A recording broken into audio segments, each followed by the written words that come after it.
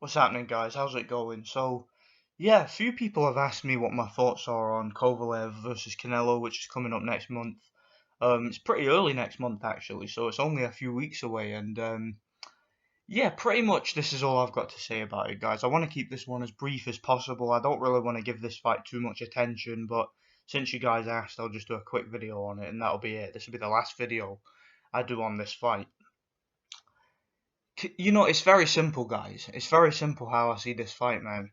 Canelo Alvarez represents everything that is wrong with the sport of boxing. He really does. He has the exact same aura about him that Andre Ward had, that Floyd Mayweather had, where, we have to like this guy. The media is telling us all the time, the mainstream boxing media are forcing this guy upon us, despite the fact that he has lost many fights, but he keeps getting bailed out by the judges. He keeps getting gift decisions. I mean, both of those Triple G fights were clear robberies. I don't care what anybody says. I mean, by every objective scoring criteria, Triple G won both of those fights. But the mainstream boxing media is telling us you have to like Canelo Alvarez, just like they told us you have to like Andre Ward, otherwise you're a casual, or you have to like Floyd Mayweather, otherwise you're a hater. Despite the fact that those guys were two of the biggest frauds in the history of the sport, who won fights literally on corruption, illegal tactics, bribery, bent referees, bent judges, and Canelo Alvarez, it's the same. And as a result of all this bent corruption around this guy, he has an aura of invincibility about him, doesn't he? Like there's nothing Sergey Kovalev can do in this fight that will get him the victory. If Sergey Kovalev dominates this fight, if he wins every single round clearly, if he sticks a jab in Canelo's face all night and just beats the shit out of him, we know what will happen. Canelo will get the decision. And then after the fight, the mainstream boxing media will craft a narrative around that decision to try and justify it, just like they did with the Triple G fights. Triple G dominated and schooled Canelo Alvarez twice, beat him convincingly both times in two pretty, relatively easy fights.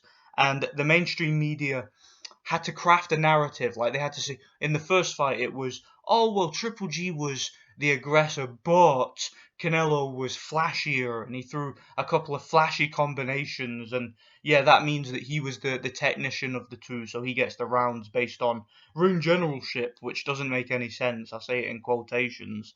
But yeah, that's what the narrative was on the first fight. The second fight, even though it was the opposite. It was Canelo who was the guy forcing the fight and coming forward, but it was Triple G on the back foot, jabbing the shit out of Canelo and outboxing him pretty easily. And the narrative was, oh, well, Canelo was the aggressor, and being the aggressor means that you win, despite the fact you didn't land more punches.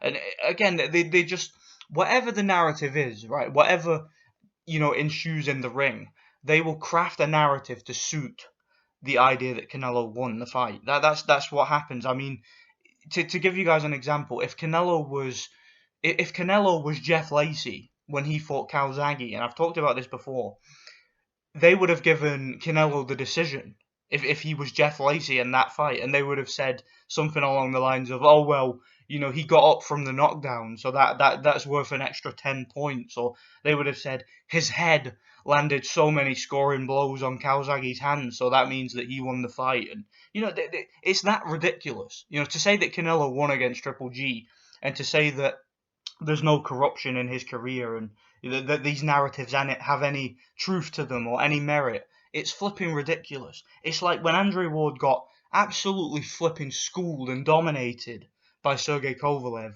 and then after the fight they told us, oh well, Andre Ward landed some body shots in the clinch, so a few body shots in the clinch means he wins the fight, despite the fact he got knocked down, outboxed, outlanded, got hit with the harder shots, got busted up. Let's ignore all that. The fact that he landed some body shots in the clinch, which were really low blows, the fact he landed them. I mean, when did body shots in a clinch ever become a scoring criteria? When did that ever become, the be-all and end-all of how a fight is scored? Everything else doesn't matter. Just you landed some body shots in the clinch, so you win. I mean, is that how you win a fight, really? I mean, guys, for fuck's sake, okay, I'm sick of this shit. I'm sick of the cognitive dissonance. I'm sick of people pretending like they thought a fight went a certain way just to craft a narrative that their favorite fighter isn't a fraud. Okay, you will not see me do that. All right, if it's one of my favorite fighters who loses a fight and loses a fight legitimately, I hold my hands up. But when it's a but when it's my favorite fighter, getting outlanded and outboxed. Again, I'm not gonna pretend like my fighter won just because I like that fighter. Okay, if it's a fighter that I support that gets robbed, then damn right I'm gonna be pissed off about it. Okay, it's guys, there's nothing Kovalev can do to win. I know that some of you think that Kovalev's going to pull it off and he's going to stop Canelo or whatever. If he stops Canelo, do you know what they'll do? They'll say it was a foul and they'll go to the scorecards. That's what they'll do. I mean, look what they tried to do to Triple G against Derevyanchenko. Triple G cut Derevyanchenko with a left hook, and the New York Commission ruled it as a clash of heads, even though it was clearly a punch. You couldn't even make that mistake. I mean, you had one of them PBC referees, that Harvey Dock piece of shit referee, and of course the New York Commission or whatever, which for whatever reason doesn't allow using replays. They tried to claim that was caused by a headbutt, even though it was clearly a punch. All right, and even all the commentators on all the platforms could tell it was from a punch. We would see something like that in Kovalev Canelo if Kovalev were to get a stoppage. They would try and justify going to the scorecards by saying that it was some sort of foul, or maybe they would even disqualify Kovalev.